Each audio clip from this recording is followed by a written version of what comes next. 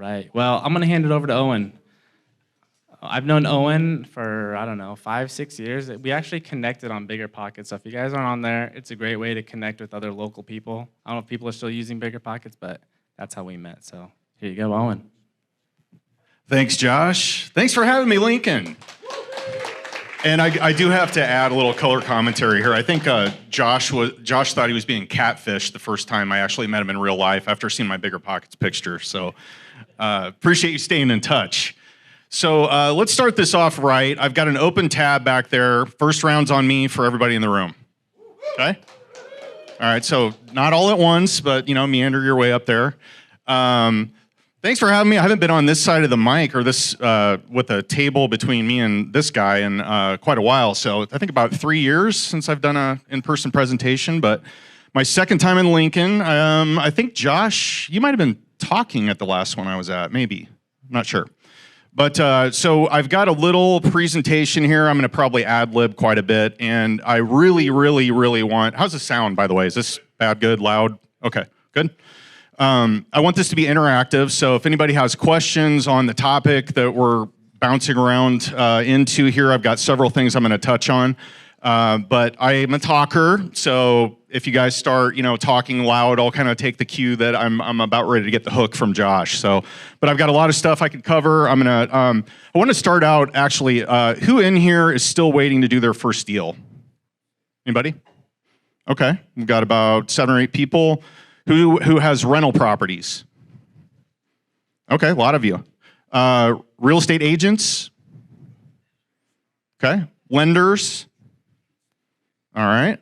House flippers and wholesalers. Last but not least. Okay. All right. We got a good mix here. So I've got some different topics I'm going to bounce around into. If anybody wants to spend a little bit more time on something or has questions or whatever, please jump in. I don't mind. So I thought I'd give you kind of an overview of who the hell I am, why am I here talking. I live in Omaha. I'll give you a little bit of a background on how I got started in real estate investing first, and then we'll just kind of dive in. All right, so 20 years in corporate America. Yeah.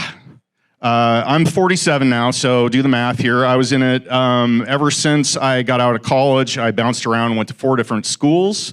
Bellevue University, thank you for the diploma. Not using it, but I'm glad I spent all that money and time and education, but gotta choose your own path, I guess. So I did a little bit of a brief stint in financial planning and insurance sales, and then I eventually, in 2018, had somewhat of a midlife crisis and decided to pull the plug on my career. I had been investing in real estate basically as a side hustle since about 2005, which in my head still doesn't seem like that long ago, but it really is now. I'm kind of aging out, I guess. You young pups out there making waves. All right, so investing background. Can we see this? All right, I can't. So how did I get started? I'm going to start with a cautionary tale of how not to do a flip when you're starting out. Number 1, don't do a handshake agreement with a good friend of yours that's a contractor and offer to bring all the money and help with some of the work and not have anything in writing and have no real plan for any of the financing or construction costs. So that's one thing. So get a house, beautiful house under contract. Oh, by the way, also, don't buy a gigantic Victorian house that used to probably be a duplex, has 6 bedrooms, is on a crappy street in Council Bluffs, Iowa, with no garage during the wintertime. So just, food for thought. So I bought this house in Council Bluffs, Iowa, and it was $67,000. This is in 2005. It was a foreclosure. That's a thing. I don't know if they're doing those anymore. Are they coming back? Has anybody bought a foreclosure here in this room in the last year? Oh my God, that is crazy. So this was a thing back when I first started. Everything that was a deal was a foreclosure, and so you were going through bank-owned properties like all the time. I found one. I was like, oh, I'm going to make this really cool. It's going to be it's a Victorian house, so it's got like the 9-inch, base trim. It's got super high ceilings, really cool woodwork, like these columns. And I was like, 67 grand. I'm probably going to put 30 into it, and I'm going to sell it for 180. I think that's, looking back in my Swiss cheese memory here, that's kind of what I'm coming up with. But fast forward to the day of closing, and my contractor's supposed to meet me over there, and he tells me that he doesn't agree with the percentage split. I was going to get 60, he was going to get 40. He wanted 50-50, no skin in the game. I had to come up with all the rehab money, et cetera, et cetera. So we didn't have anything in writing. He was a good friend. That didn't go well. So fast forward to later that day, me tearing out about 4,000 square feet of carpet that was shag carpet. And they weren't the cleanest people that lived in that house. So I work on this project for about 9 months. I was working at ConAgra Foods at the time and wearing a suit and tie every day. I would get done about 6 o'clock, take off my suit, put on my crappy painting clothes, truck over to Council Bluffs, and pretend I knew what the hell I was doing, and I didn't. So I got a couple of friends to help me, work on this thing because I didn't know what I was doing, and paid them like $15 an hour, and we worked some late nights, had a good time, and everything's going really, really, really slowly. I remember at one point I was trying to come up with some rehab money, took a credit card. I had about 12 grand credit limit on it, and they had those checks. I don't know if they do this anymore. They mail you these checks, and you can actually write a check out of them. So I'm paying my contractors, and I'm like, smart, right? None of my own money. Got an intro APR of 0. And then my contractor's like, hey, you mind paying me some other way? Because this is taking my bank like 14 days to clear these checks. And I'm like, ooh, sorry about that. So we ended up getting on the same page about payment and so forth, making a little bit of progress on this long flip, and have my mom enlisted to come over and help me tear off wallpaper. I have to end up plumbing the whole house, new HVAC systems, all new windows, refinish all the hardwoods. You see where this is going. Gutted the kitchen, ended up being probably, I don't know, $70,000. And when it was all said and done, I made about $2 an hour on that house. Got it sold in the worst part of the year. I think we ended up closing in December. And here's what happened though. I spent a lot of time with one of the contractors. We got to be pretty good friends. He told me about another house that was a lakefront property on Lake Manawa in Council Bluffs. That's how I rolled back then. I lived in CB for life. And I end up talking to him, and he says, hey, there's this really old guy, and he's got a house on the water in Lake Manawa on one of the canals. And I'm like, okay, sounds awesome. And he's like, yeah. I said, how much does he want for it? He wants he wants $125,000. I was like, holy cow, that's a killer deal. And he says, yeah, why don't you go talk to him, let him know that I referred him to you, et cetera, et cetera. And I'm like, Freddie, why don't you just buy it? And he's like, I can't. You do it, I can't swing it right now. I don't have the money, et cetera. And I'm like, all right. So I call this guy, and his name's Marlon. And all jokes aside about Council Bluffs, the guy literally had 3 teeth in his head. And I'm not kidding. One of them wiggled. And so I meet him, and I'm super nervous, and I've read these real estate investing books. I don't really know what I'm doing yet. I'm like, okay, I'm trying to think of all the stuff while I'm talking to him. I'm not really paying attention to what he's saying because I don't want to screw up the negotiation, right? And we get done walking the house, and he's like, well, what do you think? And I said, well, how much are you asking for it? And he said, $95,000. I was like, what? 95? I thought it was 125, which was a killer deal. So I try negotiating I fumble around. I'm like, well, would you take 90,000 for it? And he's like, look, dude, okay, I'll take it. Here's the problem. I didn't know anything about creative financing. I thought I had to get it all through a bank. I didn't have stacks of cash laying around. I'm already writing credit card checks to my contractors. So I am at this point like scrambling, and I say, listen, will you give me 6 months to close on this? This guy is, I'm not kidding, 97 years old. I literally asked him that.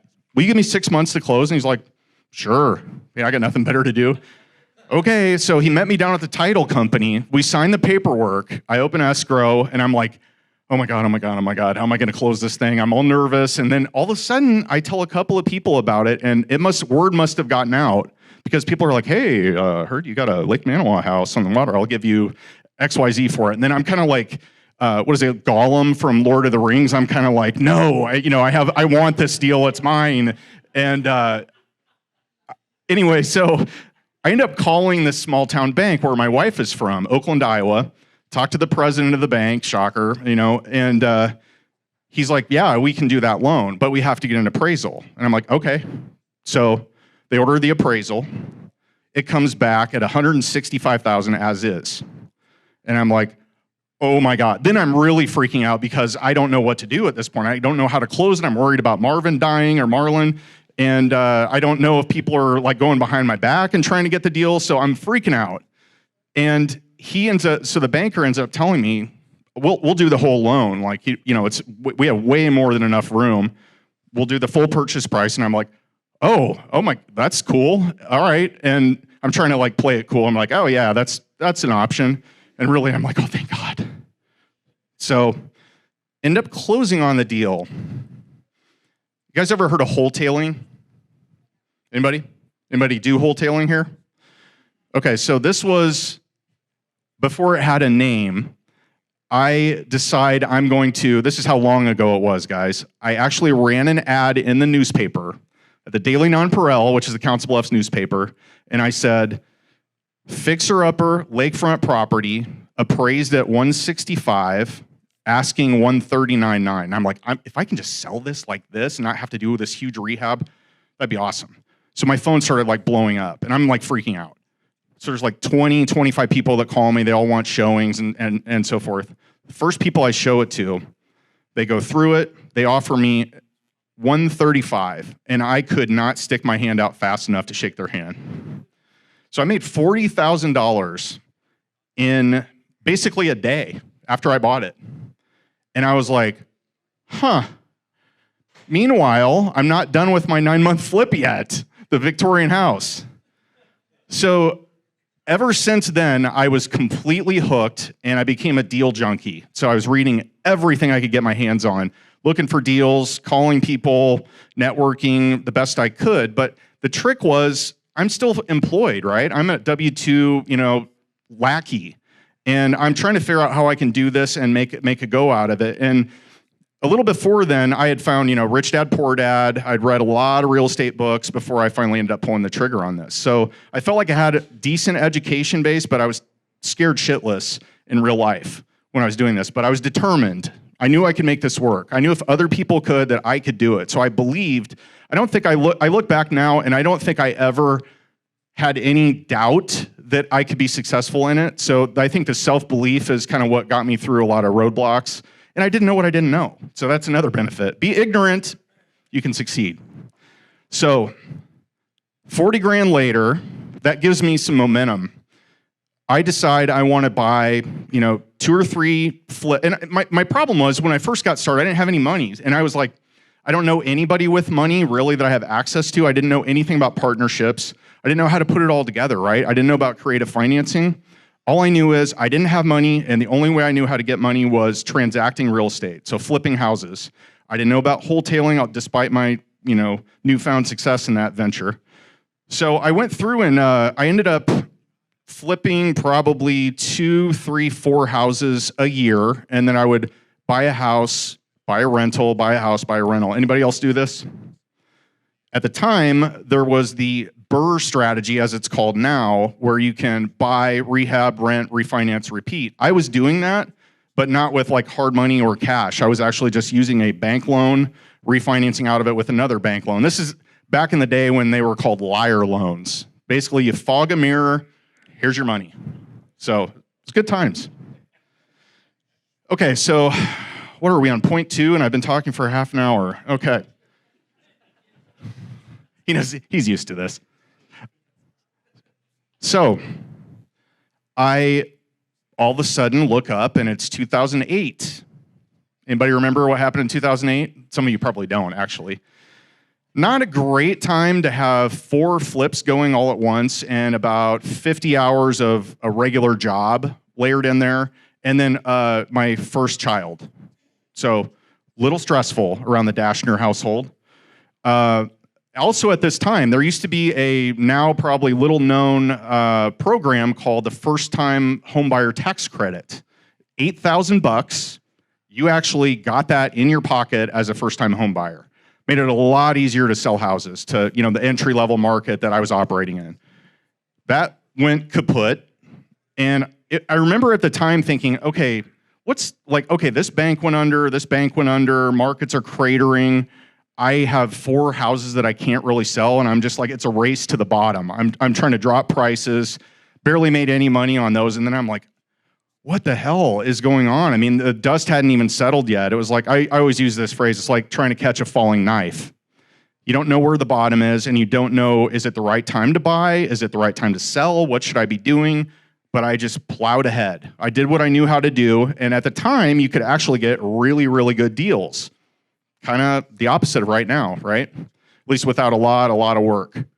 So I went through and I just kept my nose to the grindstone, kept my W-2 job, trying to raise a kid without, her drowning or, whatever, all the other stuff that happens with kids, you guys know.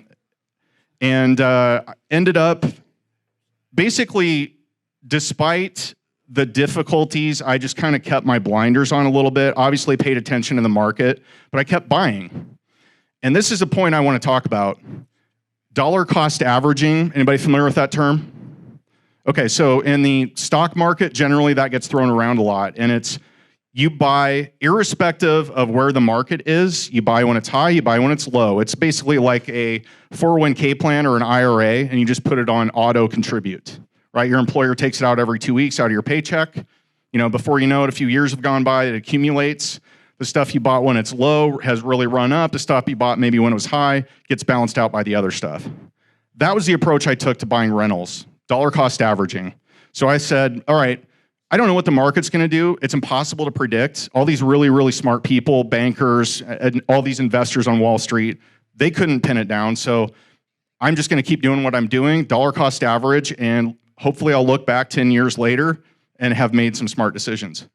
Well, now I can tell you that these crappy little rental properties that I bought, first in Council Bluffs, then Carter Lake, Iowa, then eventually I got into Omaha, they've tripled in value since then.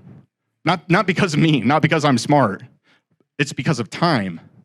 So you want to hang on to that. My little piece of advice here is if you're getting into the rental game and you think, you know what, I want to make a go out of this, I'm worried about the market. I hear this all the time from newer people. I'm worried about the market. I think I'm going to wait. I'm going to buy when the market goes down and interest rates go down, when whatever goes down. And I can tell you this, you will never feel comfortable, ever. Has anybody in here ever felt comfortable buying a property, based on where the market is? I mean, I haven't. Oh, Steven has. Of course he has. Okay. So hard to lose money on rentals over time. Yep. So that's how I felt, but I didn't really have, and here's where I kind of struggled along the way. It took me a long time to, let my income exceed my expenses, and so I could quit my job. That was always my financial freedom, the rich dad, poor dad method. And before you know it, I had another kid. We got a bigger house. I got a raise. I was being paid well enough in my job. Does this sound familiar, Stephen? I was being paid well enough in my job where I was almost embarrassed to even talk to my friends that I kind of hung out with and got to know over the years and tell them I have this thing. I got something wrong with me because I got the bug, and I can't talk to anybody about it. It was like an outlet that I never had an ability to have a community like this and talk to people where people are like, yeah, man, I get you. You can randomly walk to anybody in this room and be like, half hour later, you're talking about rental properties, flips, whatever. You may form a joint venture partnership. So what I learned out of that was I need a community. And I remember looking online, I was looking for something, just some type of place where other investors were and they gathered and shared stories and all this. And I found a couple sites and they were kind of janky, here's a success story board. And then people were posting on there, very amateurish. Then I found Bigger Pockets. in 2008. And I was like, holy shit, these are my people. Like, this is awesome. And I was just like completely geeking out about this. So I read every forum post I had. I was posting stuff on there, even though like literally I'd been doing it, 2.5 years. I look back at my old posts now and I'm like, oh my God, that's so embarrassing. Hopefully nobody ever goes back and reads my old stuff because wow, did not know anything. So met some pretty cool people through Bigger Pockets. Had a lot of people reach out to me, including Josh. Anybody know Colin Schwartz in Omaha? So Colin and I were good friends and got to know each other originally through Bigger Pockets, and he did not know what he was doing when he first started about 4 years ago. Now he has 2,500 units in Omaha, has a bunch of different companies, pretty cool. Does not have much of a work-life balance, and I wanted to touch on this a little bit once we get going in the conversation. Anybody have any questions?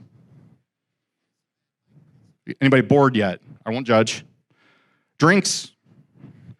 I did that because I'm much more interesting, I think, when people have had at least 1 or 2 cocktails in them. All right. All right. Dennis, where are we? You're supposed to keep a handle on me. Okay, so fast forward until, you're welcome, first taker on the drinks. I hit about in, I think 2015? No, probably a little before then. I hit about 20 rentals, and I had, they were all single families when I first started. That's what I knew. I knew what houses were. I grew up in a house. I knew when stuff broke in a house, I knew generally how to fix it. And it wasn't me that was swinging the hammer. I hit about 20, and I was extremely stressed. We had 2 young kids at home. My wife was working and traveling. I had my full-time job that I had a lot of stress there. And I was doing real estate, and I had 20 units, and I figured out, you know what? I am doing a really crappy job of managing my family, my career, and my investing business, and something had to give. Otherwise, I was going to be divorced, I was going to be fired, something bad was going to happen. So I finally made the decision, the painful one, of hiring a property management company, a third party, so they manage your stuff for you. You guys all know what they are. And I just fought that tooth and nail mentally for the longest time because I wanted that cash flow. I worked hard, damn it. I want to keep all of that. It's going to be my key to leave my job. So I had a vacancy come up in one of my 20 rentals. And I finally turned it over to a guy in Omaha that I'd known a long time, works for a property management company there. And I was like, all right, here it is, prove your worth. And they had it rented in like 2 days, and it was for like $150 more than I would have charged. And I'm like, I'm so dumb. Like I'm just making this way too hard. So then I just figured out, you know what? I don't know everything clearly, so I need to start expanding my network more. And then I started going to meetups. We had a meetup in Omaha. We had the local RIA, which the first time I went to that, it was in an Olive Garden, and there were 7 people there. No lie, Ted. So Ted Kosh, my podcast bro, who I'll talk about in a little bit, bought the RIA in 2020, which is a great time to start a business. Yeah, June of 2020. So we had a huge amount of attendance, right? Went well. So I digress. So peeled one of my rentals off, gave it to a third-party property manager, and I was like, wow, that was easy.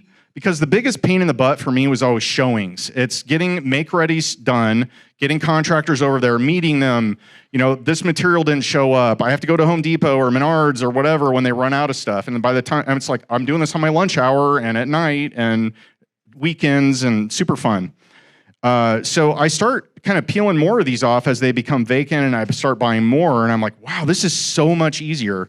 So then I just started focusing on, how can I buy more? How can I offload that? How can I leverage people and partnerships and relationships?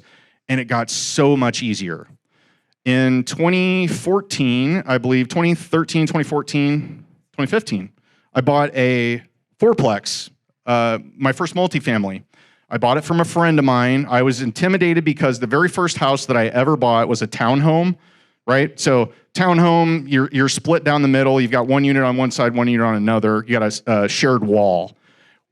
My wife and I bought that house in 2002, that townhome, and we bought it from a couple flippers, actually. And I was like, I'm buying this with no money down. So we did an 80-20 loan, moved into that. My payment was about the same as our apartment was.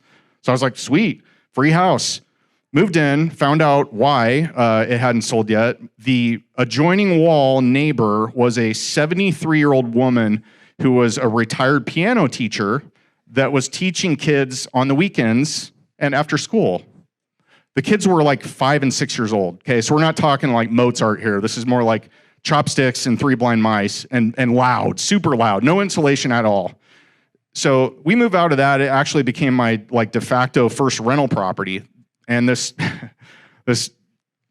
God bless her. She's a little Creighton student, dental student, and she moved in, and she was, kind of wealthy parents and was very particular, and moved in, and then just lit me up. Like every 10 minutes, it seemed like my phone was ringing. You got to do something about this neighbor. I'm going to get a restraining order against her. And I'm like, what? Dorothy? She's 73. What are you talking about? She's like this, and she's like, I'm going to have her cease and desist. This is a residence. I can't study, and all this drama. And granted, now looking back, that would have really sucked if it was. We just got used to it. I mean, we're like, hey, it's the weekend. Here's some crappy music. It's kind of like, you get an elevator and Muzak, except it's way worse. And so I was kind of terrified about buying another property that had shared walls and people that were, co-living in one box.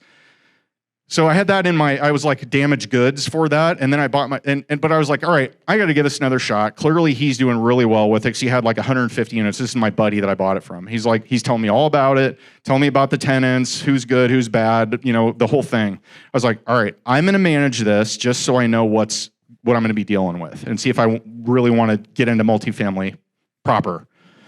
So I did, and it went okay. And, I was over there more than I'd like, but I got to know the tenants, got to know the property, got to know the things that were wrong with it when things came up. So there's little plumbing issues. It had a boiler. I'd never had a boiler before. So I had a lot of learning to do after that. But once I got that in place, I was like, well, that wasn't so bad. And this was also before like multifamily was the soup du jour, like everybody wants multifamily now. Back then it was like, you can pick up a fourplex. I bought that fourplex for $210,000, and it was, in a good area. There were 900 square foot units, great property. I just sold it actually last year. That kind of whet my appetite for buying more multifamily. So I started buying, a 6-plex here, another 4-plex, an 8-plex, a 10, a 12. I bought a 20, a 24. So I just kind of like started scaling up, and the financing part got easier as I went too. I started using commercial financing. The underwriting was like anybody use conventional loan here recently to buy a property? How bad does it suck? Like how painful is it when you have to bend over and show the banker everything that you're all about, right? With your finances. It's terrible. And I was like, I don't ever want to do this again. This is the worst. Like even just that little financing piece, I was like, this sucks ass. I don't want to do it anymore. Then my buddy's like, why don't you go commercial? I'm like, what? What does that mean? This isn't commercial. It's just like it's a residential property. They're like, no, like do a commercial loan. I was like, oh, okay. So I talked to a commercial banker, and they were like, yeah, do you have a PFS? And I'm like, probably. I don't know what is that? Personal financial statement. So basically assets, liabilities, all your payments, all that jazz, right? So it's basically like a snapshot. Here's Owen Dashner's finances. So I put one of those together and sent him my 2 years of tax returns. He's like, okay, yeah, we can do that. We could close that in a couple weeks. No appraisal. We do a desk appraisal. And I'm like, what is this sorcery? Like I was like, what? You don't have to do an appraisal? I don't understand. But I didn't ask a lot of questions because, it's free money, I guess. And so got a few commercial loans under my belt, and I was like, man, this is pretty cool. And I started meeting a few more people. I'm going way off script here, I think. You guys are probably like, this is somebody else's bio, by the way. So eventually got into multifamily, right? And here is who owns multifamily in here? All right, big chunk. That's awesome. So what I love now about multifamily is, well, A, I don't have to manage it. That's the first thing. And then B, you have control over how much, within reason, the place is worth. You can manage your expenses, add additional sources of income, bump rents, add, utility bill backs, add common area maintenance fees, all this stuff, right? And the more you layer onto that, the more you reduce expenses, the more you increase income, the more your property's worth. It's not like you live on 123 Main Street and your house is worth 150 grand and Susie next door also has a house worth 150 grand. It doesn't matter. It's really driven off the net operating income and the cap rate that's going for the area. So that's what's awesome. And we can spend more time on that if anybody has questions. But anybody have questions on that? Oh, you guys are a lively group. All right, so fast forward a little bit. How are we doing on time? All right. So fast forward a little bit. I start having the midlife crisis that I alluded to earlier, and I'm 40, and I'm still working the same job that I was in. I'd been doing it, at the time, probably 15, 16 years, and I was like, this happens fast, guys. Like, I looked up, I'm like, I'm gonna look up, and I'm gonna be 60. No offense, Jim. But I'm gonna look up, and I'm gonna be 60 years old, and I'm gonna be like, well, that was fun. Glad I never pursued my dream, right? So I'm just kidding. I'm sorry. I know you're only 59.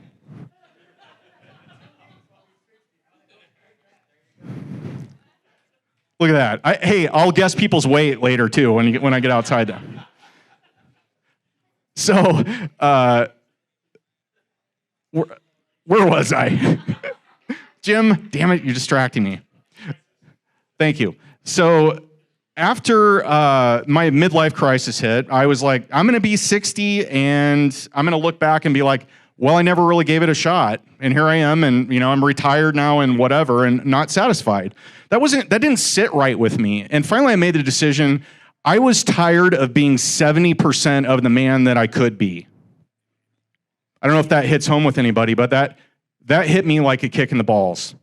I looked in the mirror and I said, I'm not okay with that. I want to live a big life, and I have things I still want to accomplish, and it goes by fast. You start having a family, and you have, and it's great and wonderful, obviously, and you want to spend time with your family, and you do, and then all of a sudden, life just moves fast. So I had a bunch of stuff I wanted to do, and I knew I couldn't do it alone. Finally, I embraced the old who, not how adage, right? So I decided it made a lot of sense for me to align myself with people that were better at things than I was, and that did things that I didn't want to do.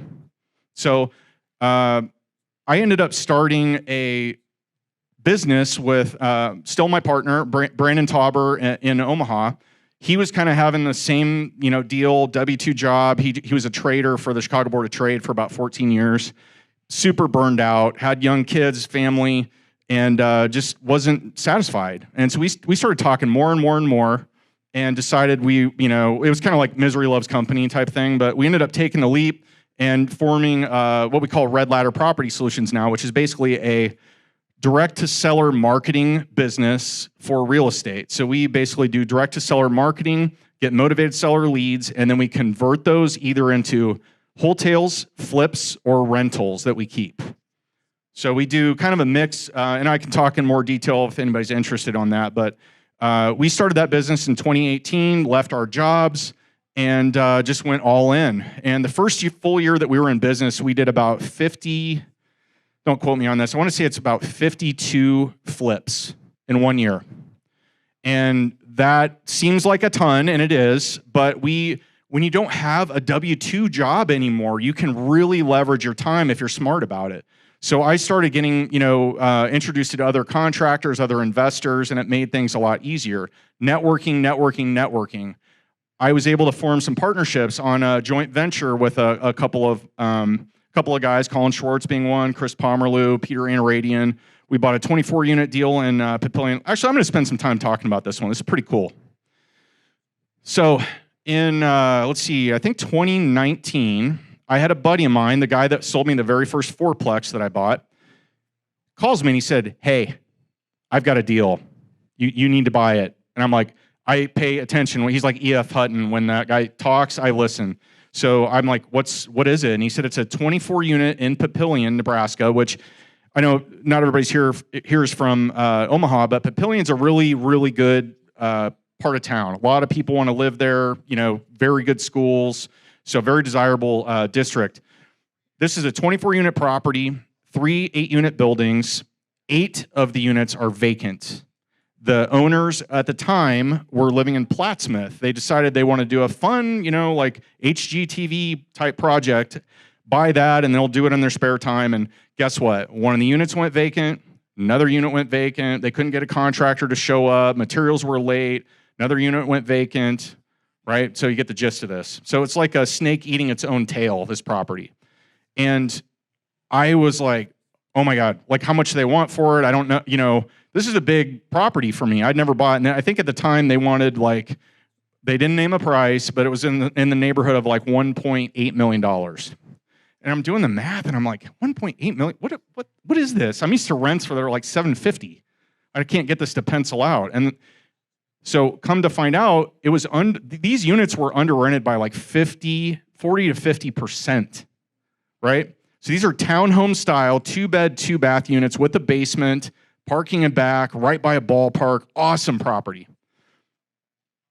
I end up, again, here, I'm going back to the whole like Gollum thing. I was like, oh my God, like this is a great deal. It's off market, and nobody else knows about it. And I think I can swing this. And I'm like, how the hell am I gonna drive to Papillion every day, which is like almost a 40-minute drive for me, meet contractors, manage 8 rehabs. That's gonna tie up all my money. And I'm like, oh my God, like I didn't know what to do with it. I was like, wholesaling? No, I'm not Dave Bader. I was like, what can I do to this? How can I put it together? So I call my buddy Colin and I say, hey, I've got this deal. And by this time, Colin had really hit his stride with multifamily, and he was basically on auto buy, on eBay, you can like bid on something. He didn't even bother with that. He's just buy it. I'll take it. So I call him and tell him the story, and he's like, yes, I want in. He's got like severe FOMO in real estate investing. So we talk about it, and then I'm like, well, and he mentioned something about Chris, and I'm like, well, I don't know. And he's like, well, let me call him. So he calls Chris, calls me back, and he's like, all right, Chris is in too. And I'm like, wait a minute, what's happening here? I was just watching my equity percentage go from like 100% to 50% to, now whatever, 33%. I'm like, so here's the best part. We brought in another partner that Colin and Chris knew pretty well, who had brought some money into deals that they had syndicated or JV'd, right, partnered on. He brought all the money, all of it. I didn't bring a thing except for the deal. I got 25% equity. We ended up buying it for $1.7 million. They did a carryback of $200,000. So we saved that money for construction. So we had somebody else's down payment. We had a $200,000 seller carryback for 2 years, interest only. We got like 3.3, it was something bananas, especially now, 3.3% interest with, it was like a local credit union and a rehab loan. So, I mean, I'm like, what? Like, I'm just watching all this unfold, and I'm thinking like, holy shit, I could never have done this by myself. And that's my point to all this is, so, and a couple other things I want to point out about this deal, because it's pretty freaking sweet. So we start the rehab, right? We, not me. I've only been there like twice, 2 or 3 times in 2 years, 3 years. We get done with all the vacant units, raised rents in some of them to $13.50. Okay, this place was amazing. Got it fully leased up, refinanced, pulled $30,000 each out of there. By the way, I don't have a dime in this place, and I took a $10,000 acquisition fee. And my buddy that brought me the deal, I also got him 10 grand somehow. I don't know, it's like an ATM. This just keeps on giving. Anybody here ever done a cost segregation study? Okay, good. We got probably 6, 7 people in here. So I had never done one of these. I didn't know anything about them. And Chris Pomerleau, one of the partners, is like, hey, we should do a cost seg study on this. That's the acronym for it, or abbreviated version. And I'm like, okay, why? What is that? And he's like, basically a cost segregation study. You take a property and you ram all of the depreciation that normally takes place over 27 and a half years, according to the IRS. You ram that all to the front, and you can take what they call bonus depreciation. I'm not, by the way, not a tax advisor, not an attorney. Should have led with that. We got, drum roll, $320,000 of bonus depreciation that we could not all, $80,000 a piece for the 4 partners, and we could apply that directly to our income tax. It wiped out all the money that I made from flipping, all the tax liability that I had from that. I was like, I mean, I'm a genius, right? No, I don't know any of this stuff. My point is they knew it, and I know them, and I'm good to them, and they're good to me. I found the deal, and there's power in finding the deal. If you can find off-market properties, guess what? You can have a lot of negotiating power when it comes to a smoking deal like that. So this, and to wrap up on that, we ended up doing a Freddie Mac non-recourse refinance on this deal as well. So that basically means you don't have to personally guarantee stuff. If you have Cortez Partners LLC that ends up buying the property and you do a refinance with it, you can't manage it well, it goes under, they can't come after you personally. Again, not a tax advisor. Pretty cool, right? Anybody done like some kick-ass JV partnership, syndication, fancy stuff? No? Right, okay. All right, so red ladder. Fast forward a little bit. Oh, that's right, we'll have to get Wyatt up here too. So I sold a couple of properties in, I want to say 2019, had some extra cash, thanks Council Bluffs, and I had always been really interested in hard money. Like, I like making a lot of money on, not doing anything. So I had talked about it with my partner, Brandon, we had like talked to some different banks, see if we could get like a line of credit so we weren't like just using our own money. And we basically got shot down, and we were like, okay, well, I guess we're not doing that.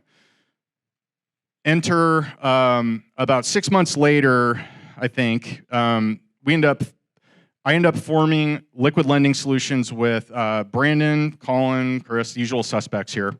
You get the gist of it. And I know Josh has a hard money lending business too, and we've talked a lot about that. So I won't spend a whole lot of time. I know he's the man. But that's pretty cool. So we started that business, and what I like most on this side of the fence is, you know how like when you get a property under contract, that's when the work begins, right? You close on it, you meet contractors, you get your material list together. It's contractor. Oh, the contractor didn't show up, but we have to get a different one. Managing trades, deliveries, et cetera, et cetera. Oh, guess what? Your buyer fell through. Like, there's so many headaches with it. The best part about the lending business is you have a deal, it comes in, your money goes out, and you don't do anything. You just sit back. Money comes back in. It's awesome. So that's a pretty cool business. And then this was something that I basically got involved in without doing really anything other than my own deals. So we were doing a lot of business with a local title company in Omaha, Missouri River Title. They were cutting us a pretty good deal. But also, pro tip, anybody that's a pretty active investor here, you probably know this, but closing fees at title companies are negotiable. It's basically profit for a title company. What's not negotiable is title insurance, because you'll have underwriters that a title company will basically line up with, and the price is the price. So that property for X sale price, whether you shop this title company or that title company, it's all going to cost the same for title insurance. Closing fees, you can get a discount on those. So if you're a regular, if you like closing at Charter, if you like closing at, sorry, Charter, if they're going to pester you, but you can negotiate closing fees. So just little pro tip there for that. But I was involved in a group of pretty active investors and agents in Omaha that basically formed title companies so that we could eat our own cooking. We're paying all this money to commissions and closing costs and title insurance and so forth, and we decided to just start our own. So we started Galaxy Title in Omaha, and I don't really do much with that other than go to the ownership meetings, and then we do all of our closings there whenever we can. And obviously, if we can grow that business organically, it's going to be, it's pretty kick-ass right now. We've been able to take money out of it after 3 months. We're already profitable. So pretty cool. So think about that too. There might be JV partnerships with title companies that you're doing regular business at. Questions? Is that my timer?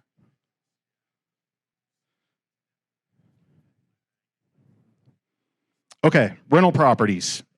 I want to just touch on a few things here. When you're talking, yes.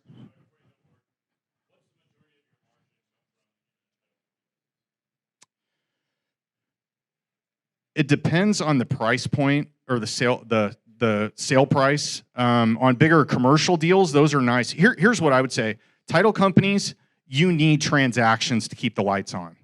So you would rather have like 3 or 4 small transactions than just one big one, right? So closing fees are, I would say it's probably a split between closing fees and title insurance, because like underwriters will take a percentage. Usually it's like I think it's an 80-20 split. It's different between underwriters. But the title company keeps, I think it's 70 or 80 of that, and then the underwriter gets 20, and then the title company obviously keeps the closing fees. But they have staff costs and overhead and all that stuff. But good question. Anybody else? No? Okay. All right, so touching on rentals, I'm just going to go through some bullet points here, then we'll move on to the next topic. Get clear on your criteria. If you're like, how many times have you guys heard this? If you're like, well, what are you looking for? And people were like, well, a deal. I just want a deal, right? Everybody says that. Do you know what a deal is? I mean, if it came up and bit you on the ass, would you even know what it is? So my point to this is get really, really specific about your criteria. And yeah, you may have an outlier once in a while. You may have like a part of town that you don't typically buy in, but if the deal was good enough, you would. Okay, we get that. But get clear on it. So if your criteria is more financial, if it's cash on cash return, if it's cap rate, if it's what your equity is going to be by the time you're done with it, that's fine. If it's geography, if it's type of property, if it's like, okay, it has to be a 3-bedroom, I don't want to deal with 2 bedrooms or 1 bedrooms, then make that your thing, right? If it's a part of town, and if you're like, okay, I want 68106, 68157, whatever area code or zip codes, nail that down, and then tell everyone, every agent that you know or that you could get referred to, tell them about that. Here's my buying criteria. If you ever come across anything that fits this, please let me know. And guess what? You buy deals. It may not happen right away.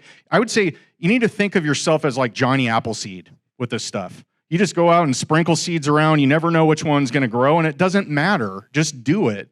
And the more people you meet with, the more time you spend on your networking, lunches, beers, coffee, whatever.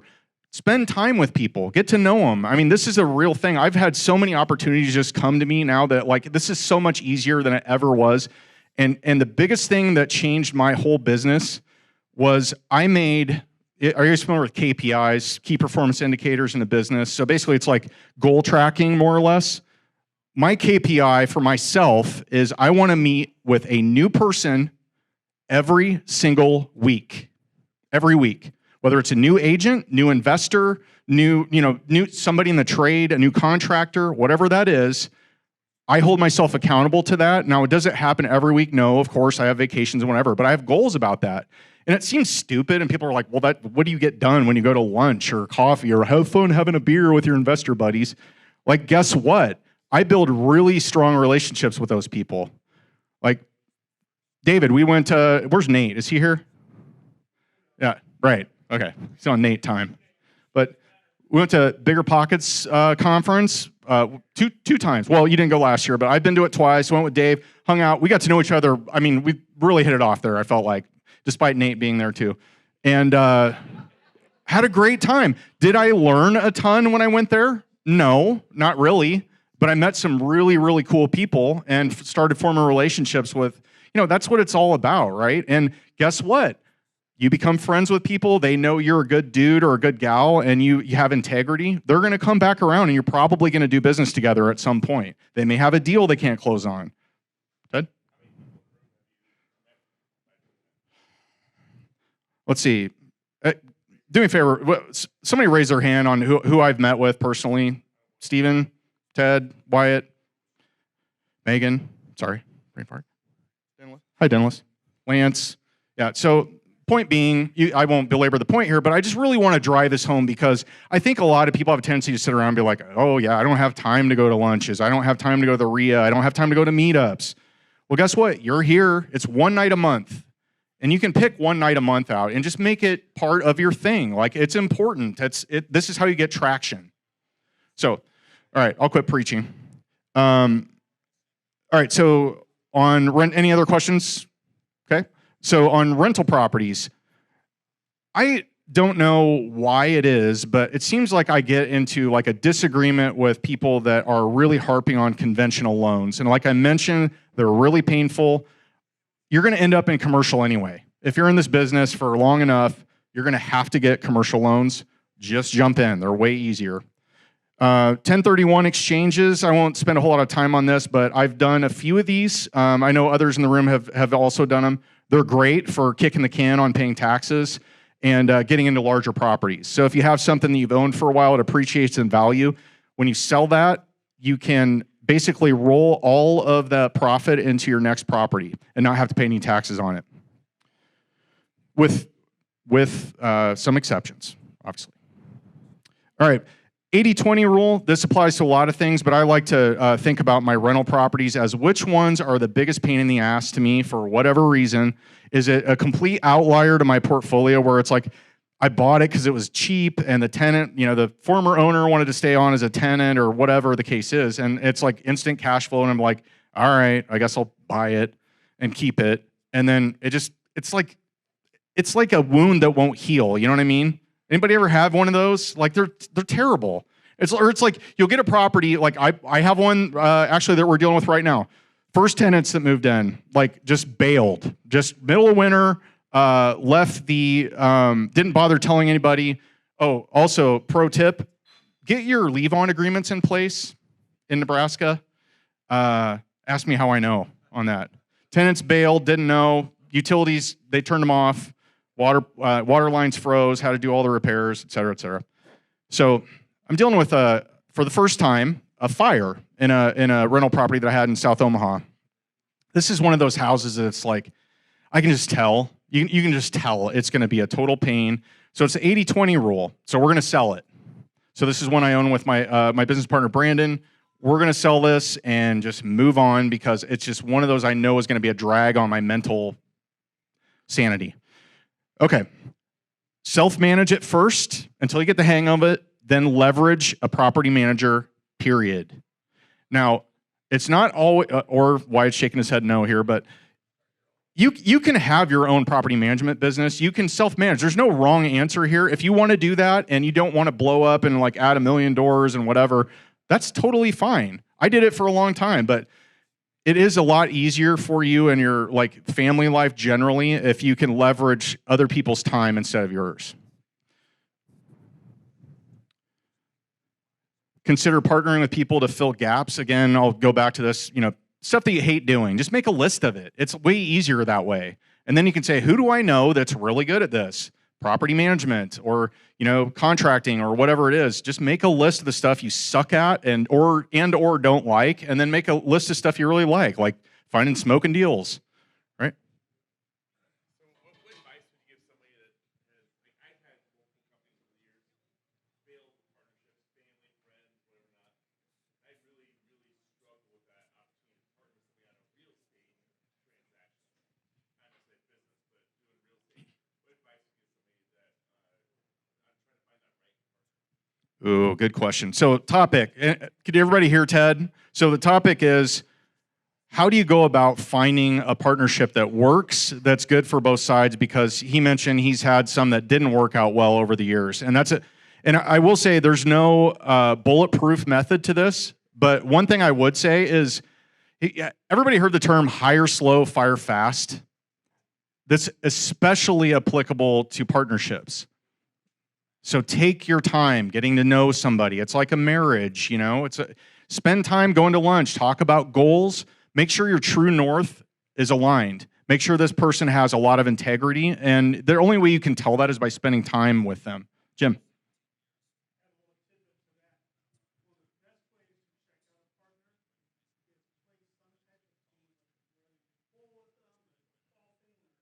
Quarters. Oh.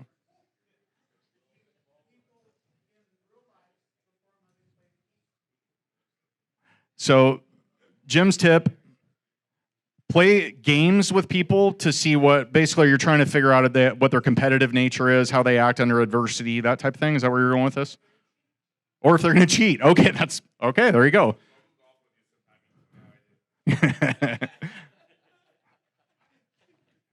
We'll do that, Ted. We'll do that. Yeah. Oh, it's good stuff.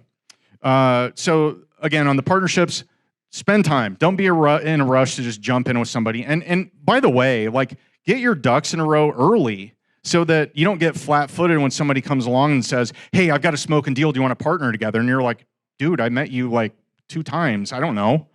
You know what I mean? I've had this happen to me several times where I'm like, I don't feel comfortable enough just jumping into a business relationship with somebody that I don't have any track record with. I mean, I haven't even Googled you to see if you're a psychopath killer in California or something. No offense, Megan. So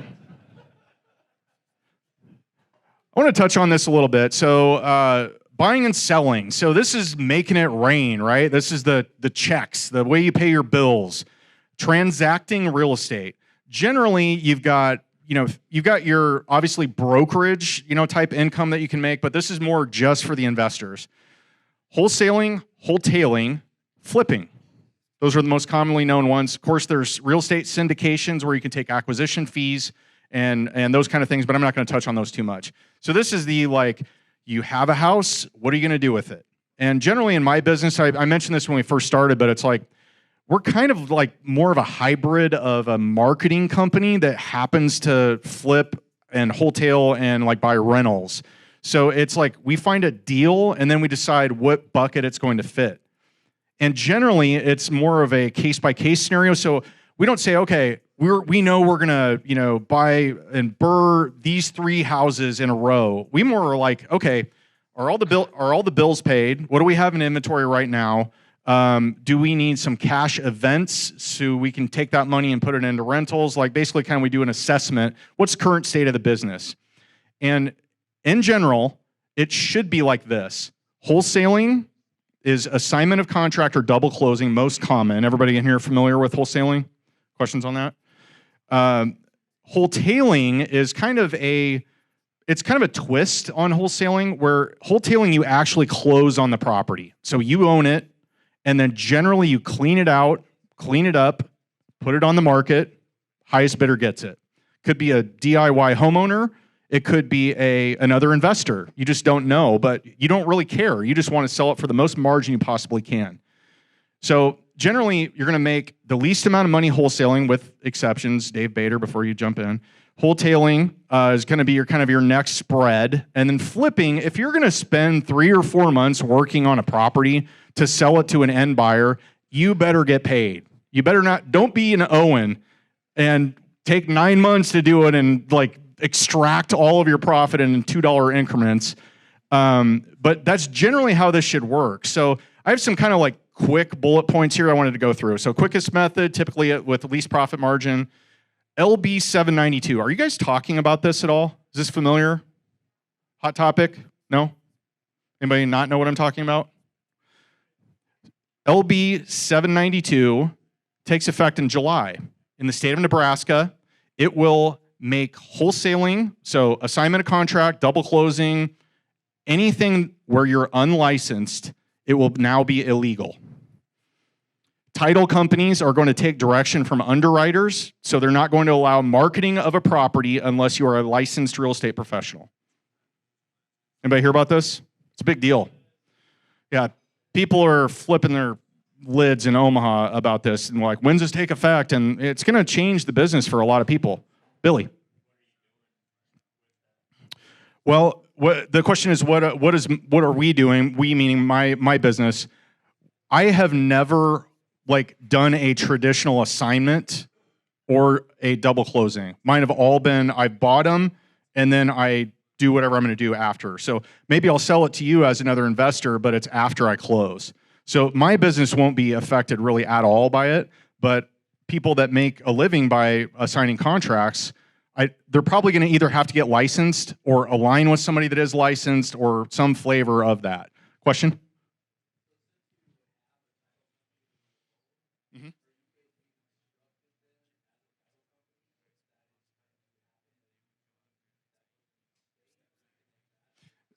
I think so. I think what you're asking is, as part owner of a title company, are we taking direction on whether or not we can even do business with somebody? Is that kind of the question?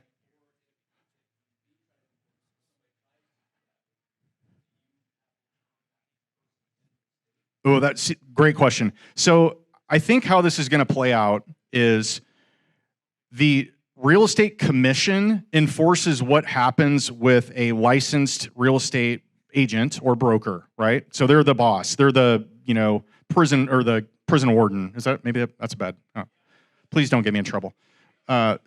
They're basically the rule makers, right? So they can drop the hammer on people that have the real estate license that are doing some shady stuff or have the appearance of it. So they review cases. They can punish people by levying fines, all that good stuff. The Real Estate Commission does not oversee title companies. That's an insurance, right? They're two different things. But to answer your question, title companies take directives from underwriters that are the ones that basically do the title insurance policies. The underwriters basically go off of regulations that are passed and enforced by the Real Estate Commission. So they have kind of an incestuous relationship, but yeah, they're going to basically say no more of that, and they're probably going to say we no longer can do assignments. Now, I don't know how this is going to play out fully because there's a lot of what ifs, right? So like, what if I don't have a license, but my business partner does? What if, we assigned it, but we did it to a close friend who already knew, you know what I mean? There's all these little like probably loopholes that are going to be tested and tried. And then it's probably just going to take somebody being the whipping boy and getting, the smack laid down on them by the commission.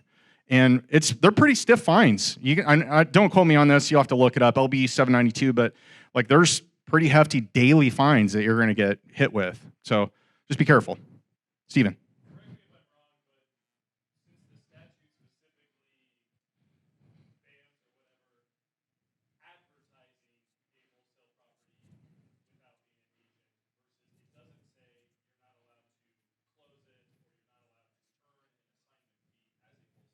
Mm-hmm.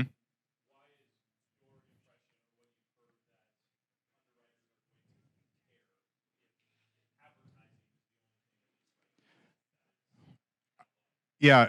So the question is, what about this? Is again kind of one of those what if situations that I may not have all the answers to this, but basically it's like, what if you? Would you mind? Sorry, would you mind phrasing that again? So what if you?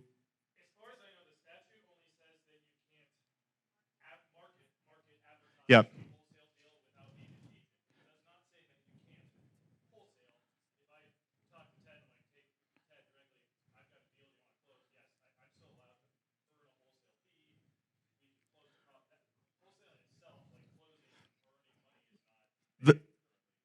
You're right in how you're phrasing that, but I think the interpretation is going to be you could not have wholesaled that without marketing it. And marketing could be a phone call. It could be like we're having a beer and you tell me about it. That's marketing. So they're saying you cannot market a property until after you own it. Now, if you close on it, you can do whatever the hell you want. So I think it'll probably shift between you'll have wholesalers that's their bread and butter. They're probably either A, going to get licensed, or B, go the hard money route and close on it and then wholesale it, right? That's probably how this is going to go. Or close on it and then sell it to another investor like they were going to do anyway. They're just going to have to pay for closing costs now and use hard money, which that's been a point of contention. Ted.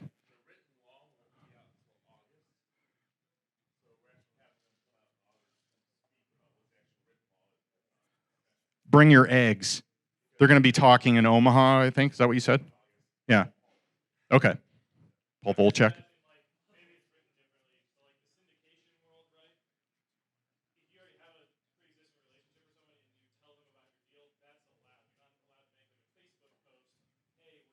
Yep.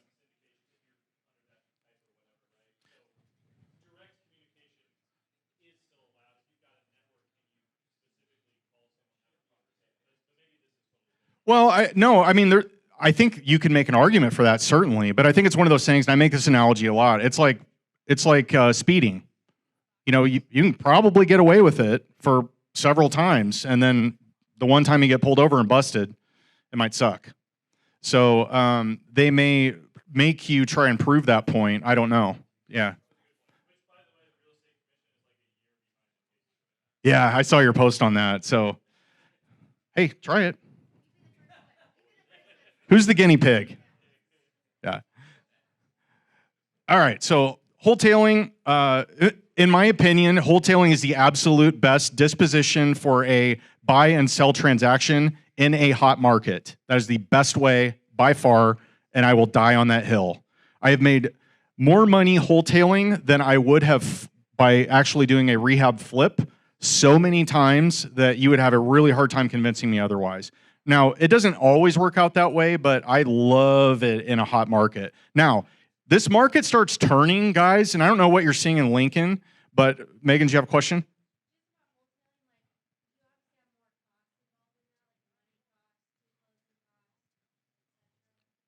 You should just buy a title company.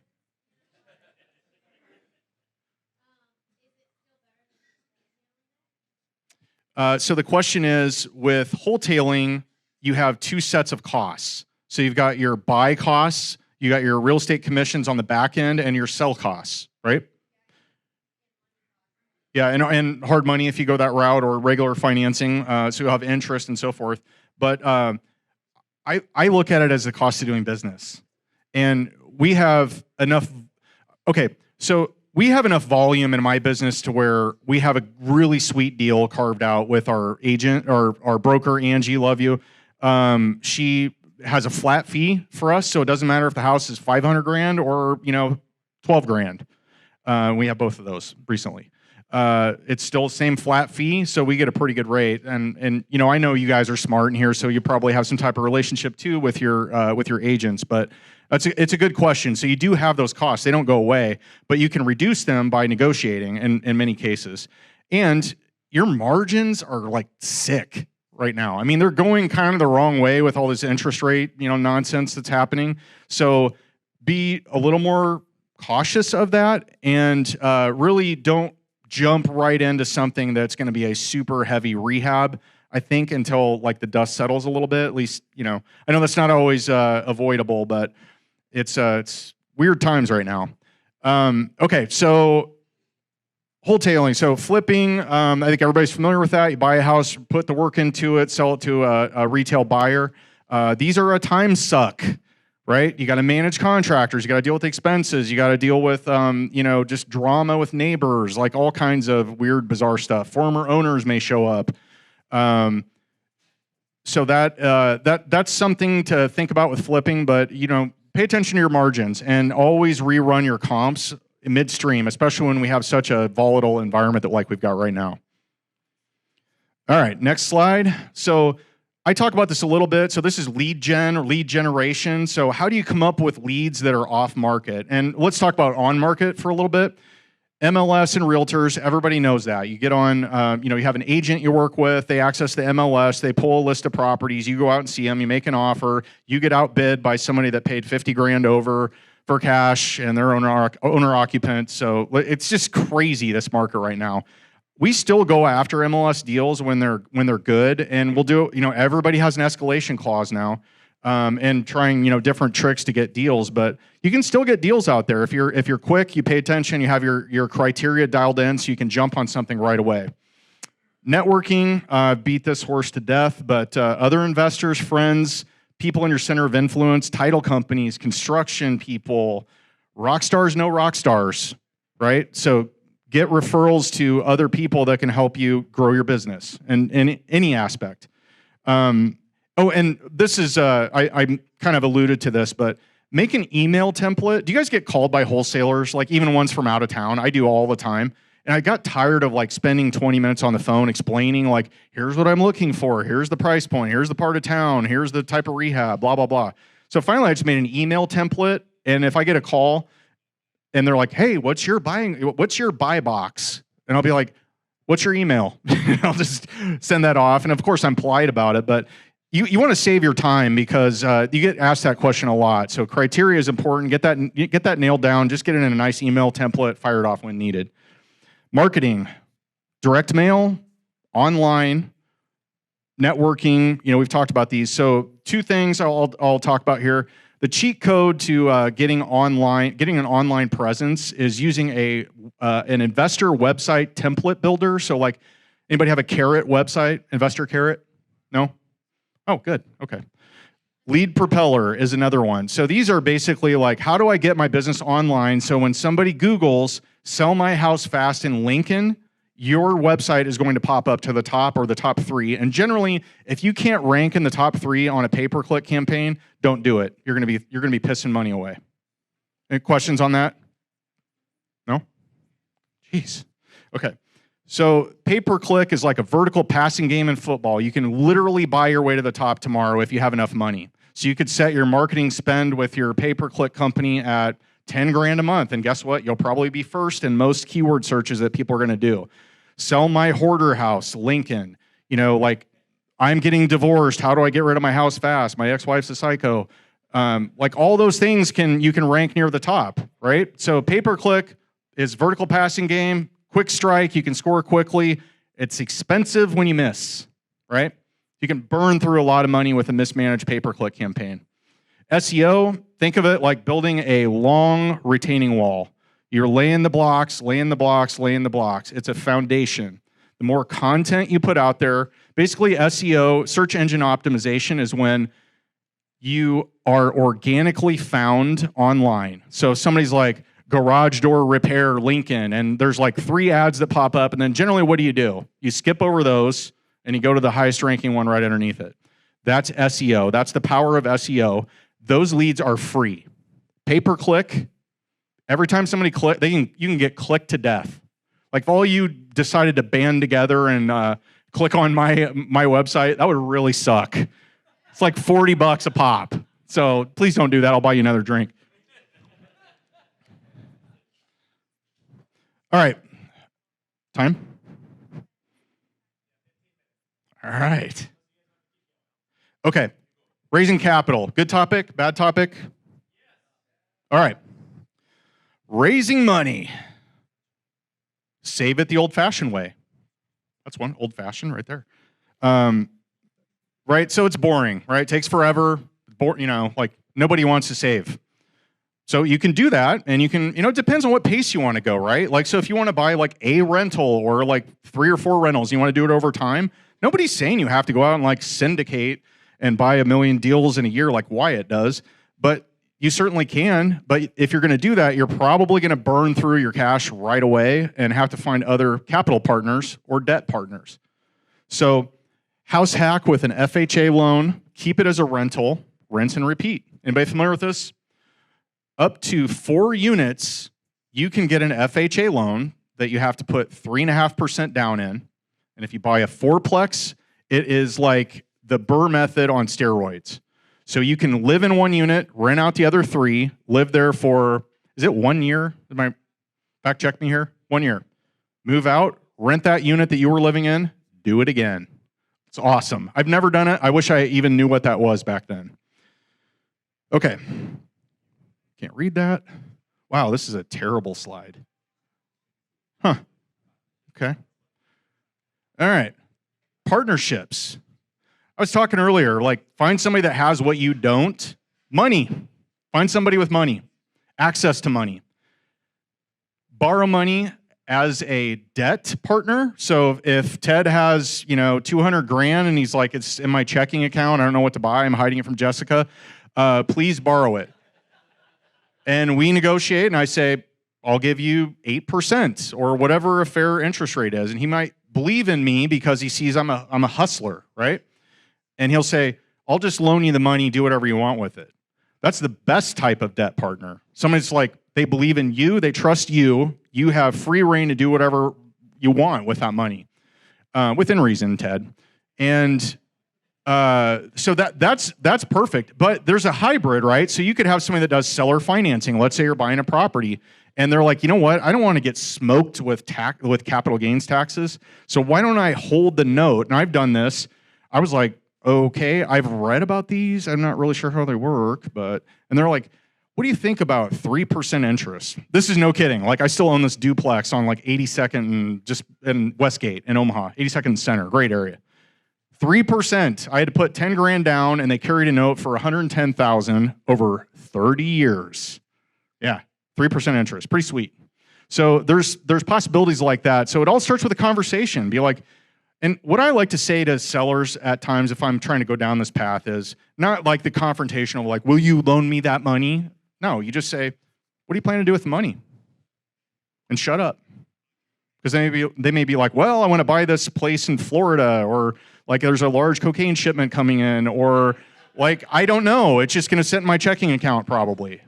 You have no idea what they're going to say. And if they say the latter, then you say, well, let's talk. What would you think about what do you think a fair interest rate is? Right? So it's their words, not yours. And they say, I don't know, if I was getting 5%, I'd be happy. You're like, great. What if I could get you 5% monthly, interest only, or principal and interest, or however you want to do it? There's all kinds of different ways you can structure these, is the point. But you're never going to know that unless you ask. So get in the habit of asking that question. What are you going to do with the money? Okay. This is pretty cool. Anybody ever heard of asset hypothecation? Basically, it's taking somebody else's usually paid off asset. So like, we're in the Midwest, right? A lot of people have farmland. People have, parents or grandparents or whatever, they have paid off stuff. And it's just sitting there. It's dead equity. They're not making a dime on it. In fact, they're losing money. So I have done this where you can have an asset pledged as collateral, and then you can secure it. You can secure your line of credit with that collateral that somebody else owns, and you have full control over that, not the person who owns the asset. So you can make all the payments, right? It's your line of credit. I've done this. I have one right now. It's awesome. Free line of credit. Now you have to pay the interest, obviously, and don't default on it. Lose grandma's farmland, but. You can also use equity in a property as down payment on another property. So like, let's say you bought something years ago and it's kind of had a run up, or you've paid the note down, or both. You can pledge that equity as collateral when you do a commercial loan. Pretty cool. Don't have to come up out of pocket with anything. They just put a second lien on it. Now you have to have a bank that's willing to play ball with that, but that's another story. So, okay, let's move on. All right, rehab. Anybody want to hear about this? I'm just going to rip through this, all right? So always ask good construction tradespeople for referrals.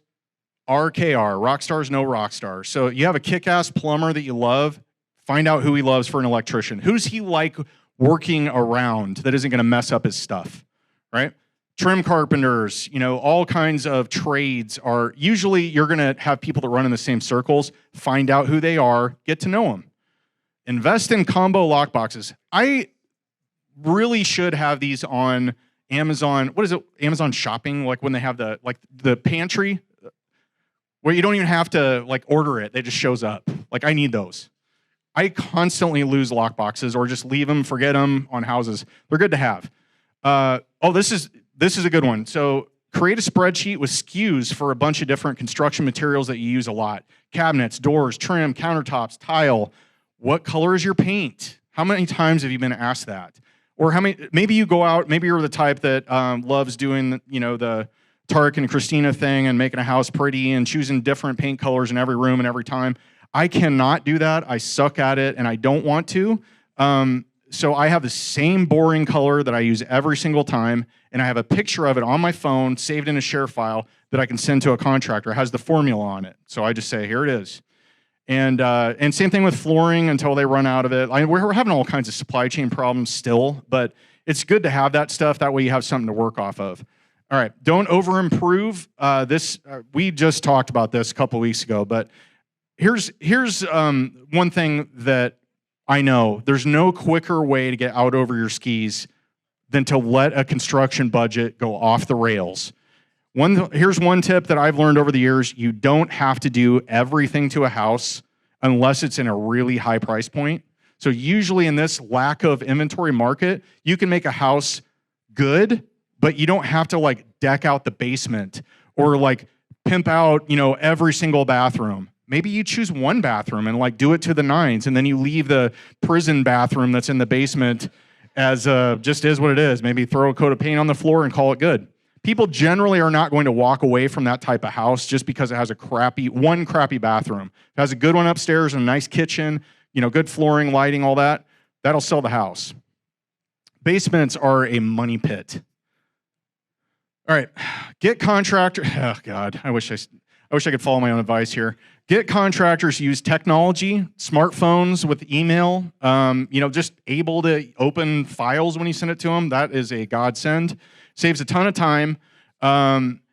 Here's one that's not on here, but I started doing this a while ago out of necessity. I started just taking receipts, and instead of I don't know if any of you were like I used to be, and you just throw them in a folder with the property address written on it, and then you don't know where it is half the time, or it falls under your seat, or your kid throws some of the receipts out the window, whatever.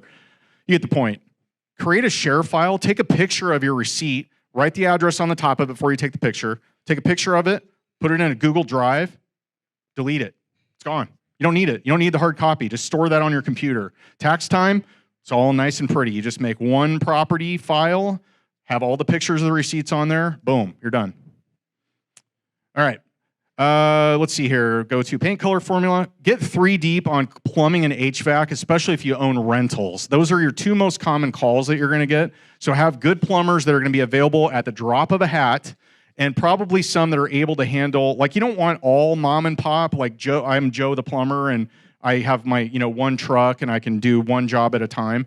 You want to have a company that can come in and do handle a sewer line break, right? You want to have somebody that can jump on an urgent, plumbing need like that, that's higher volume. Joe the plumber's great on smaller jobs. I love working with smaller companies like that can do a remodel, and they can generally do other stuff too. So those are great, but make sure you have, 1 or 2 of each. Same thing with heating and air. Man, there's this time of year, 94 degrees. I think I've had 5 calls about air conditioning not working today, or been notified 5 times. Okay, this is I want to share this one. So I started doing this fairly recently. Again, this is the share drive thing. Do you ever meet multiple contractors at the same property and go over the exact same thing, the scope of work you want to do, right? So what I started doing is I will do a walkthrough when I get the property the first time, and I figure out, here's what I want to do in the kitchen. I want to have, oil rub bronze fixtures. I want to put, lighting here. I want to replace these, cabinets. I want to do this. I walk through my entire scope of work in a video, and I point out things that I'm talking about in it. And it can be, 5 minutes. Obviously, I'm a talker, so I have some long ones, but you can get them in bite-sized pieces, so they're like a minute or 2 each. You can save it and be like, here's the bathroom walkthrough. How many times have you guys had contractors say, well, that wasn't in the scope? Or I don't think we ever talked about that. And you're like, oh, really? How about a minute 37 in? Anyway, it works. And it's great because I forget stuff all the time. You can vouch. Okay.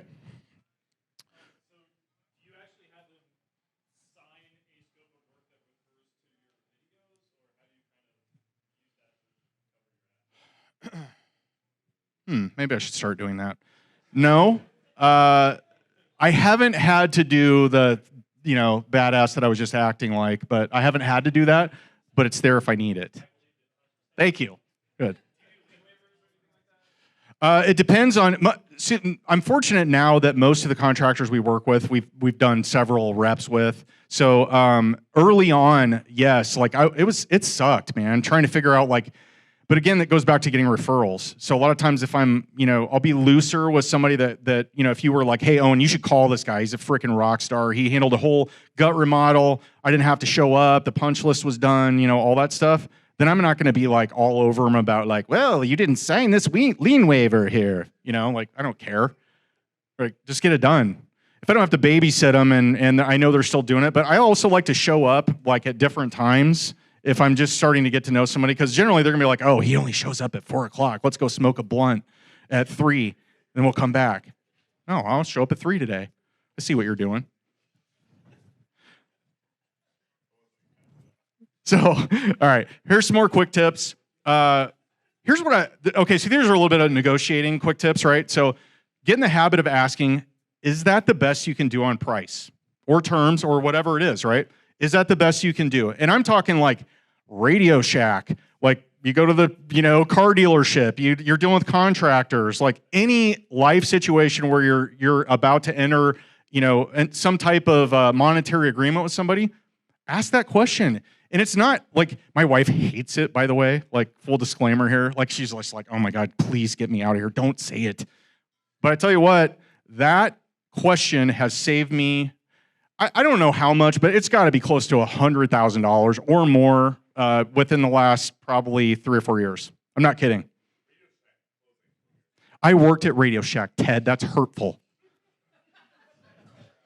Know your seller personality types, right? So do you guys ever go out and meet with the sellers, or does everybody buy stuff off the MLS?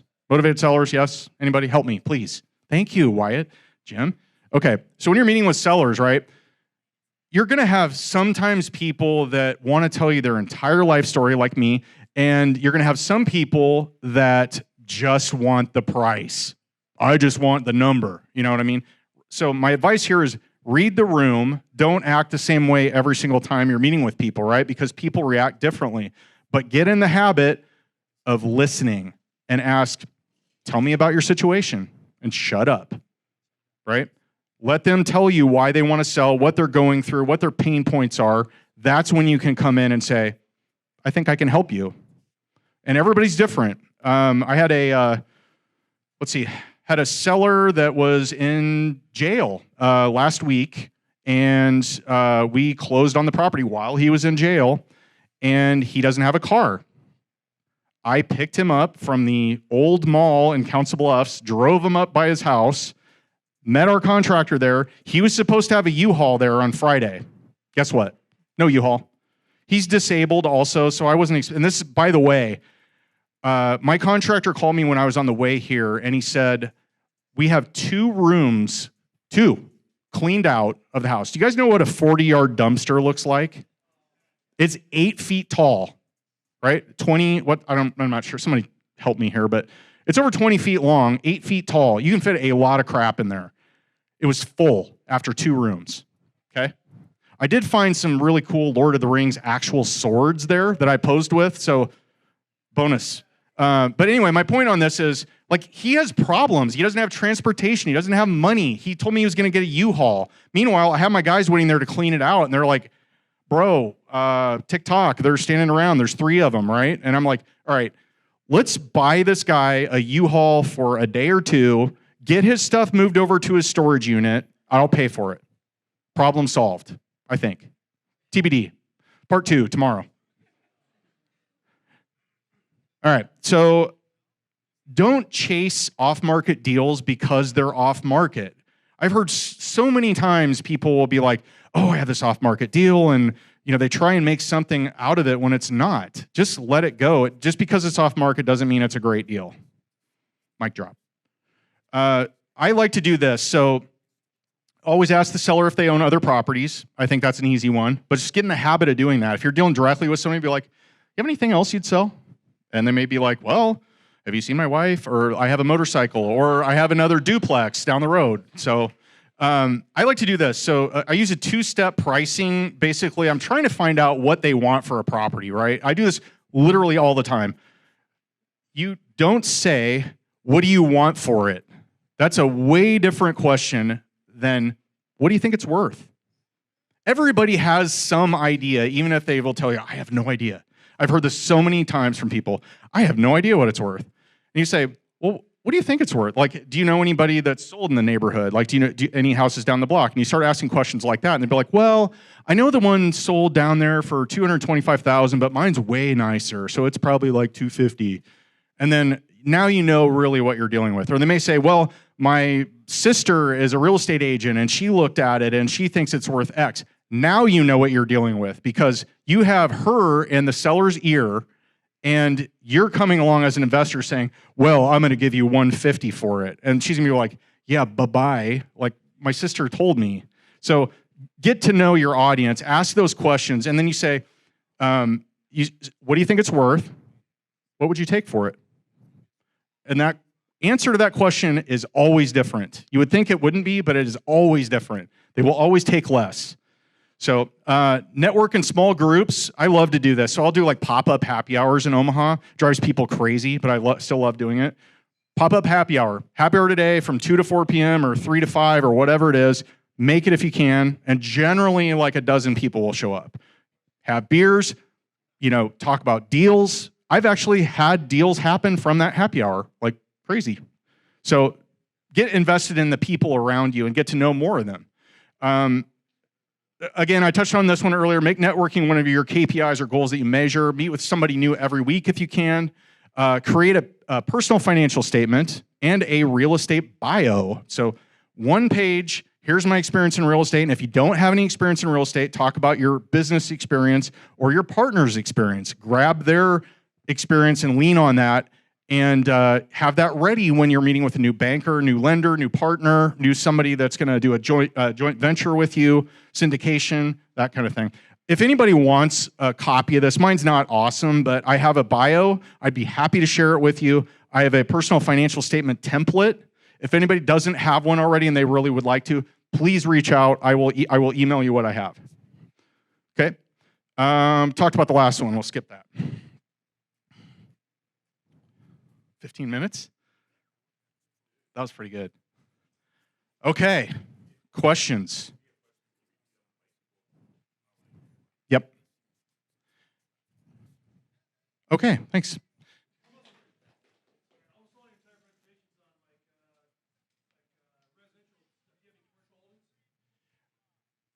A commercial? Oh, so the question is, most of my presentation was on residential.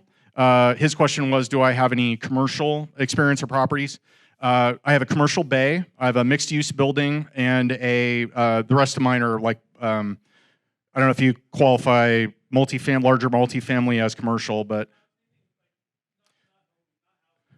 yeah, I've never done like storage units or industrial. What's that? Yeah, I've never had experience in those. I'm super interested in it, especially now when like multifamily. I've always loved multifamily ever since I got in it, but it is really competitive and a lot of. I mean, cap rates are just so compressed right now that it's hard to find deals. So I'm kind of looking into like self-storage, industrial, maybe some other opportunities within the commercial segment that I don't know. I've always just kind of stuck with the residential and then like the multifamily part of residential because I know it. And I'm comfortable there. And it seems like I get deals there and I get people that bring me deals. So I've never made my thing like my criteria now is storage units. But I'm interested. I've kind of looked into that recently. But anything in particular you were?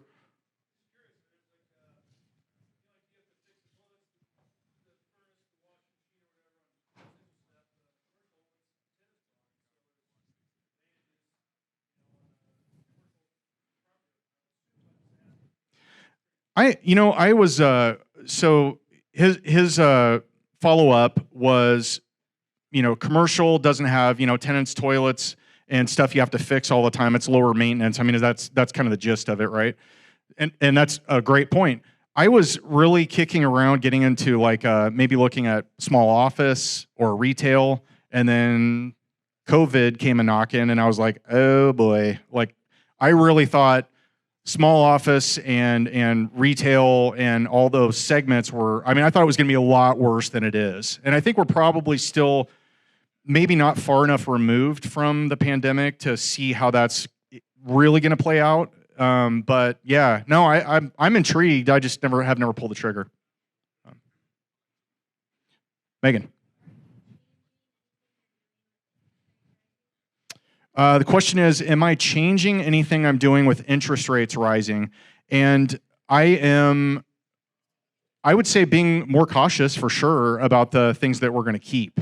So we want to, I'm kind of like zeroed in on, and if you're familiar with the Omaha area, they're building a, $2 billion tower for the University of Nebraska Med Center, and they're going to add about 10,000 jobs, right? So I'm really trying to zero in on that area for long-term holding. And the single families that I'm buying there are a little higher end than I'm used to. So 250 grand. I'm trying to make them nice, get medical professionals in there.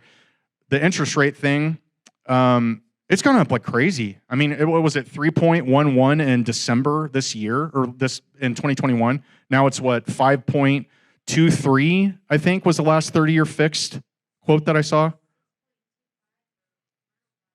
6.25 for rental property. 75% LTV. Wow. Yeah, that's changed a lot in the last few months.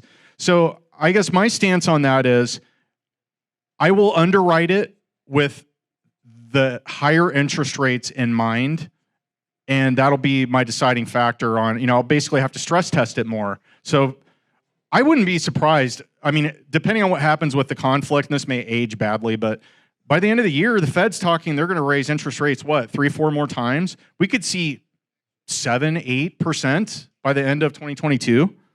It's pretty scary. But, that's when I got into the business where interest rates were. So it all comes back around. But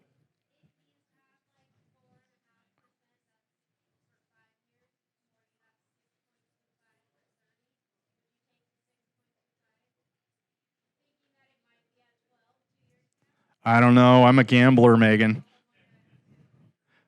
Yeah, so the question was, would you take 6.25 interest rate for 30 years, or would you take 4.5 for a 5-year fixed 20-year AM?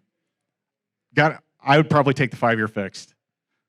Is it the smartest thing? I guess it depends on the price tag. I mean, if it's going to be like, $2 million, $3 million, something like that, yeah, I'm going to take a really hard look at that. But if it's like a, single family rental or small multi, I'd probably do the 5-year.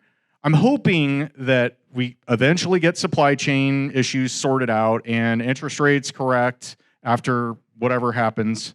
Hope for the best, plan for the worst. So, another question over here, Steven. Earlier on, you had mentioned some people getting so successful with so many ventures that they got to a point where they were back to not having any time to balance or things like that. That's something about circling back. So I was curious if you had some thoughts or. Yeah. Okay. This is a good question. So this is the work-life balance topic, right? So Stephen asked, when you get to a point where you have several businesses and you're not busy, but then you kind of grow your let's face it, when you're in your 40s and 50s, 30s, 40s, 50s, those are your peak earning years. But also it's tough when you're in your 30s and 40s generally because you typically have a family. Right? You got to pay attention to those things. They don't last. Your time with your kids and family is a finite window. So I had to take a really hard look at this too and say, it wasn't working what I was doing with the W-2, the real estate side hustle, kids, family, wife, all that. So how do I do it now? I guess is that what you're asking in a roundabout way? I turn my phone off when I get in the house. I come home at night, it's off. With exceptions, I mean, we're in real estate, let's face it, we're kind of all whores to the business. But whenever possible, I try to make it a habit to come in and throw that thing on the charger, and I don't want to have it in my hand when I'm talking to my kids, right? They learn that, right? They see that it's okay to not make eye contact with you when you're talking. I don't want that. So I'm trying to be better at it. I'm not great. I have a lot of room for improvement there, but I really try to make my nights and weekends about family time or just doing things I enjoy. Like I love traveling, and I've traveled a lot this year so far. My wife wants to travel every single month, and I dig it, man. That's awesome. I say go for it and work enough to where you have a good living, comfortable living, and you're scratching all your itches with the business ventures you want to do, the deals you want to do, the portfolio size you have. But don't forget about what got you there in the first place. So you have to carve that out and make it a thing. And I need to do a better job at it. But now that I'm saying it in front of the whole crowd here, I will. I'll make that happen this year. So good question. Anything else? All right. Thanks, Lincoln, Nebraska. Love you guys. Appreciate you having me in.